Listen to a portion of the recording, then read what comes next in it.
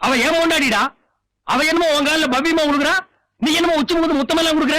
உனக்கு அவளுக்கு பழகிருக்காடா? உண்மை சொல்லணும்னா உங்க கல்யாணத்துக்கு முன்னாடியே அந்த பொண்ணுக்கு எனக்கும் நெருங்கின பழக்கம் உண்டு. எவ்வளவு நாளாடா? நாள் கணக்கா, வருஷ கணக்கா பாஸ்? ஐயோ, என் தலையில கல்ல தூக்கி போட்டியடா. அன்னைக்கு அந்த காலேஜ் பொண்ணை கெடுக்க போனீங்களே, ஒரே கல்ல 3 மகன்னு சொல்லி 2 மட்டும் சொல்லிட்டு ஒன்னு சஸ்பெண்ட் தான் வச்சிருந்தானே, அந்த 3வது மகன் இதுதான்.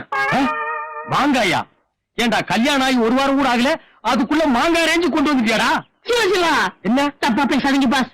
அந்த ஊமை பொண்ணு வேற யாரும் இல்ல, என் 6 உயிர் தங்கச்சி அமுதவள்ளி. தங்கச்சி ஏன்டா அப்படி கட்டி பிடிச்ச? விஷயம் இருக்குப்பா. அண்ணா வாயில்லா எனக்கு வாழ்க்கை கிடைக்காதுன்னு தினந்திர என் தங்கச்சி பார்வையிலேயே கேட்டுக்கிட்டு இருந்தா. என் நல்ல நேரம் அந்த காலேஜ்கார வீட்டுல என் தங்கச்சி வேலை பார்த்தா, நானே பிளான் பண்ணி உங்களை ரேச்சி விட்டு என் தங்கச்சி ஏமாத்திட்டேன். இப்பதான்டா புரியுது. அன்னைக்கு நான் கைய புடிச்சு எடுத்தன்னைக்கு அவ கத்தி இருக்கணும், கட்டவே இல்லையே. சைலண்டா என் கைய புடிச்சு கட்டில வரைக்கும் எடுத்துட்டு போனானே.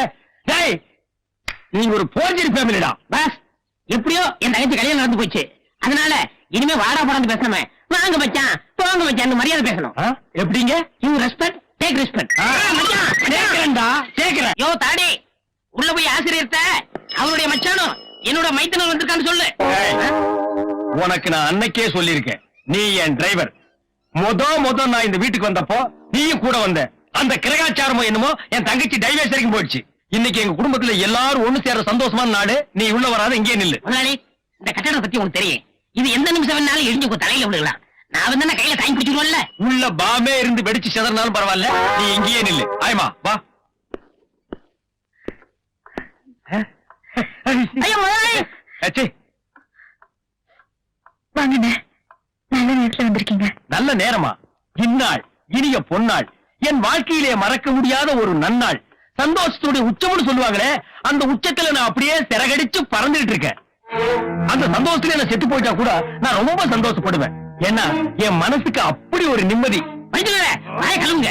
என் தங்கச்சி தாலி இருக்கிறது உங்களுக்கு அவ்வளவு சந்தோஷமான சமாச்சாரமா? ஏய் கருமா, உன்னை எவன்டா உள்ள வர சொன்னது? எருமை நிறம் கருப்புதான் தாத்தா. ஆனால் அந்த எருமை தரும் பால் தூய வெண்மை அல்லவா? சிங்கண்ணா, இதுதான் சிங்கு. எப்படியோ அவன் எருமைங்கிறது நீங்க ஒத்துக்கிறீங்களா? மாப்பிள, நீங்களும் தங்கச்சி ஒன்னா சேர்ந்தது பாக்குறதுக்கு கண்கொள்ளா காட்சியா இருக்கு. இதே மாதிரி மந்திரி அப்பாவும் நீங்களும் ஒன்னா சேர்ந்தீங்கன்னா நான் புலகாங்கித அடைஞ்சிருவேன். என்ன மன்னிச்சிருங்க. அந்த ஆளை பத்தி உங்களுக்கு தெரியாது. அந்த ஆள் உடம்பு பூராமே விஷம். ஏழைப்பாளைங்க கைத்தொழிலுக்காக காந்திஜி இந்த நாட்டை கண்டுபிடிச்சார்.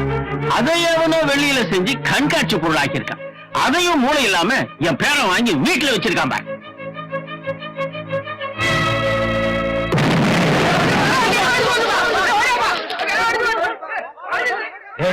அநேகமா வீட்டோட முன்பகுதியை இடிஞ்சு விடுங்க. அந்த சத்தம் தான் இது.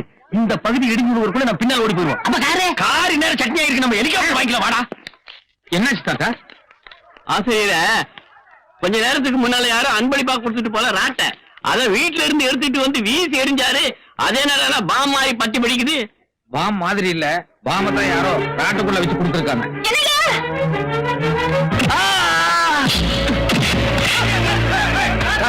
ஹாஸ்பிட்டல் கூட்டு போல, இவனை நாங்க பாத்துக்கிறோம்.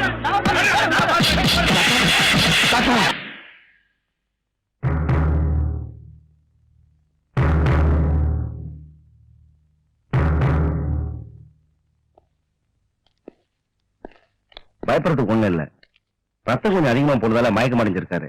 கண் விழிச்சிருவாரு, எல்லாம் சரியா போயிடும். அது இல்ல டாக்டர், ஏற்கனவே அவருக்கு மனோநிலை சரியில்லை, அதோட வேற அடிபட்டு இருக்கு. அதுதான். நத்திங் டு வரி, இன்னும் half an hourல எல்லாம் சரியா போயிடும். Be seated please. தேங்க்யூ.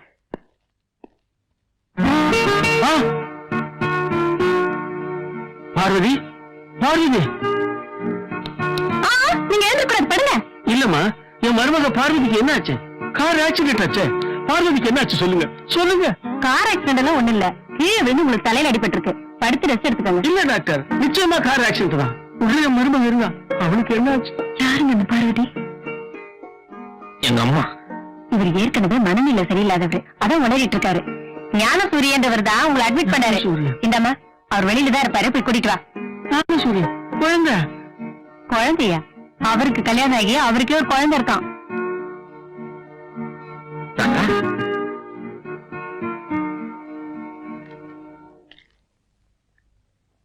இவர் தான் உங்க பேரன் ஞான சூரியன். ஞானம்? உன்னை சின்ன குழந்தையா பார்த்தது. இப்ப கல்யாணம் இல்லை, எனக்கு எதுவுமே ஞாபகம் இல்லப்பா. எனக்கு என்னாச்சு சொல்லு ஞானம். தாத்தா வீட்டுல போய் எல்லாம் நிதானமா பேசிக்கலாம், கொஞ்ச நேரம் ரெஸ்ட் எடுங்க.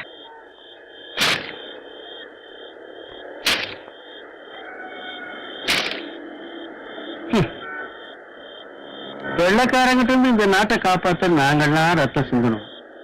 நீங்க என்னடா இந்த கொள்ளக்காரங்கிட்ட நாட்டை ஒப்படைச்சிட்டீங்களேடா. அது எப்படிடா ஞானம்? கொலை கொள்ளைன்னு எதுக்குமே அஞ்சாத பஞ்சமா பாதகம் உங்க அப்பன். அவனை நம்பி இந்த ஜனங்க ஓட்டு போட்டு எப்படிடா மந்திரி ஆகினாங்க?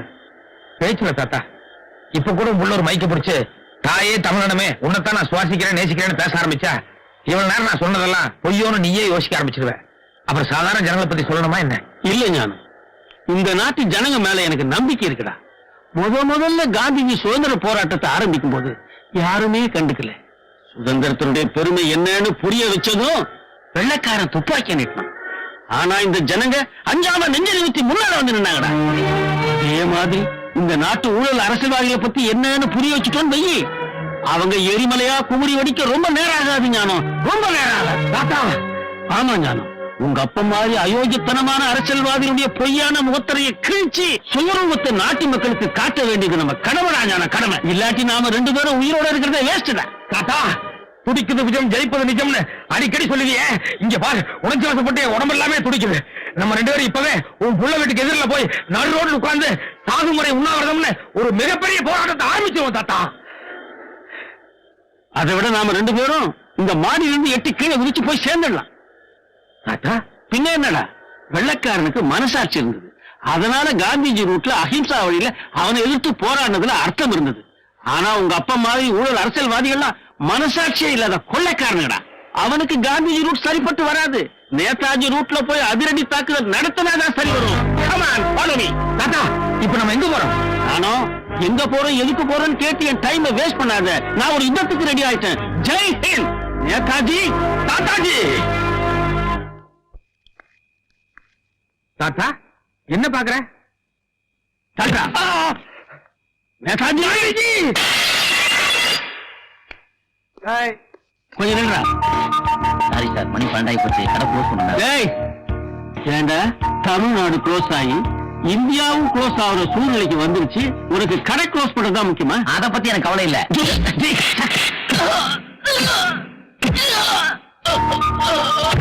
ஐயோ போலீஸ் போலீஸ். டேய் ஞானம், நாட்டை பத்தி கவலை இல்ல, அவனுக்கு என்ன கருணையா காட்ட சொல்றேன். கடை நகர மொத்த தரங்க எடுத்து ஜீப்ல ஏத்து. இல்ல தாத்தா அது தப்பு.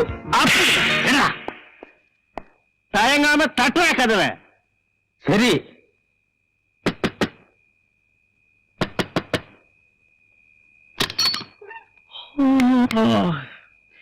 யாருங்க நீங்க? என்ன வேணும்? இந்த பைனான்ஸ் மினிஸ்டர் சத்யசீலன் பிஏ.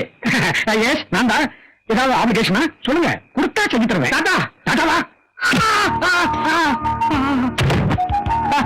என்ன தாத்தா இது, கை கிடைச்சாளுங்க எல்லாம் இப்படி சரமாரியா போட்டு சாட்டிக்கிட்டு இருக்கேன். நானும் வில் வளைவதும் வேங்கை பதுங்குவதும் கொக்கு காத்திருப்பதும் எல்லாம் காரியத்துக்காக தான். இவங்க அப்ப பிய தானே, இவனை வச்சுதான் உங்க அப்ப மண்டவாளத்தை தண்டவாளத்துல ஏத்த போறேன். தூக்கி ஜீப்ல போடு.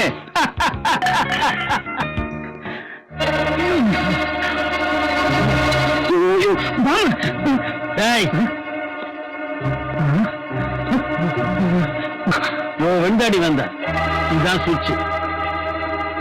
நான் 1 2 3 சொல்றதுக்குள்ள அவன் வாய திறக்கிறானா பாரு. இல்ல இந்த சுவிட்ச் அமைக்கி அவனு கொண்டு வச்சுட்டு 1லயே முடிச்சிருவேன். இல்ல இல்ல 3ன்றது ஒரு கணக்கு. வேண்டாம், நான் வாய திறக்கிறேன். வாய மூடுற. இந்த போன நிதி அமைச்சர் இன்னைக்கு சாயங்காலம் குட்டி புட்டியோட ஒரு பலான பார்ட்டிக்கு ஏற்பாடு பண்ணிருக்காருன்னு நிதி அமைச்சரோட பினாமிங்க, அவன் கூட கூட்டு வச்சிருக்கிற ஊழல் மந்திரிங்க எல்லாரையும் இந்த அட்ரஸுக்கு வர சொல்லி போன் பண்ணி